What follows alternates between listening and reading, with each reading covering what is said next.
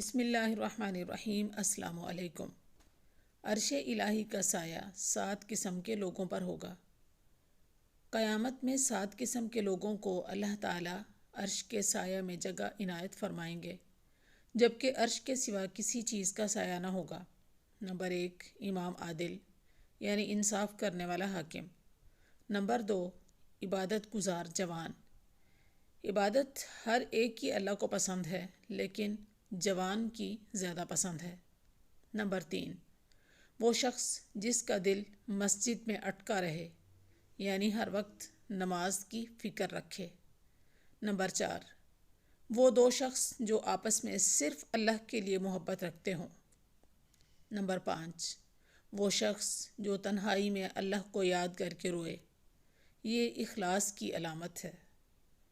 Number 6، جو انتہائی خاموشی کے ساتھ صدقہ کرے، حتیٰ کہ خود کو بھی پتہ نہ چلے کہ کتنا کیا۔